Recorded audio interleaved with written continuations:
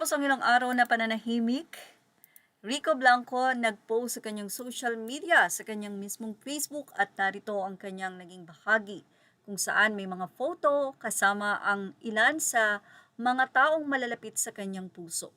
Ayon kay Rico, with Blaster, Bajau, Unique, Sealed, and the equally hardworking Evos, couples, and balcony teams as we wrap up months of preparation for this weekend shows, a celebration of brotherhood and a love offering for all of us fans.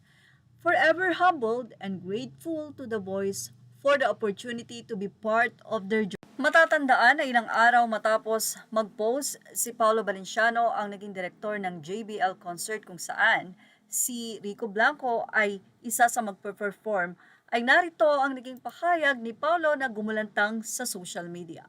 Aniya, tonight I lost complete control of our event which caused a major delay and added 2 extra hours of work to an already exhausted team.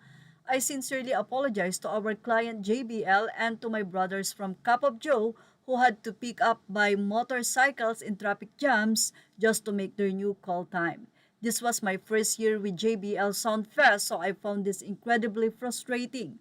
We learn new things every day and I know I still have a lot to improve. To everyone who was there, super sorry, and to Rico, my hero, while I sincerely wish you the best, I've learned that we're simply not meant to work together again.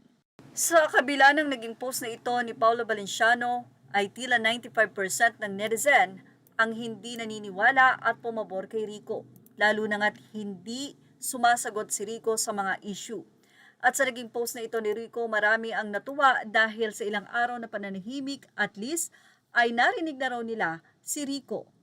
Pero hindi ito pa shades. Ganun pa man, marami ang natutuwa dahil sabi nila, what a way to answer the recent attitude controversy. Silently back up by all the people surrounding him in this photo. Sikat man o hindi, headliner man o simpleng crew. Eto siguro kapag maayos yung communication, maayos yung lineup, may mga confirmation sa lahat from staff to artist. Mga ganun kaya nagiging ox naman yun. Trait of a good leader, always there to see your artists and guide them every step of the way. Congratulations to you Evos and all your teams, good luck and enjoy the show. At actually, marami nga po ang nagtatanong bakit nga ba delay ang Cup at Joe before. Ayon sa naging artikulo ng PEP, nagulat daw ang team ni Rico Blanco sa naging hanas nitong si Paolo Valenciano sa social media. That night ay late na raw na ibinigay ang information kay Rico Blanco na mauuna siyang mag-perform at ang Cup of Joe na nga ang mahuhuli. Anyway, wala daw problema kay Rico yon. Kaso nga lang, on the spot na sinabi. Ito'y dahil siguro wala pa ang Cup of Joe, hindi pa makakarating agad-agad sa kanilang time, kaya naman si Rico ang mag-a-adjust. Parang ganun ang naging say ng mga netizen. Ganun pa man, dahil nga sila ang last set, ay tila hindi pumayag si Rico Blanco. Dahil siya ang nasa malaki sa ticket.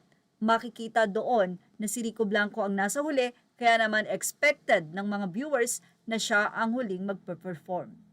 Anyway, ano masasay niyo about dito na talagang napakaraming nagmamahal kay Rico Blanco?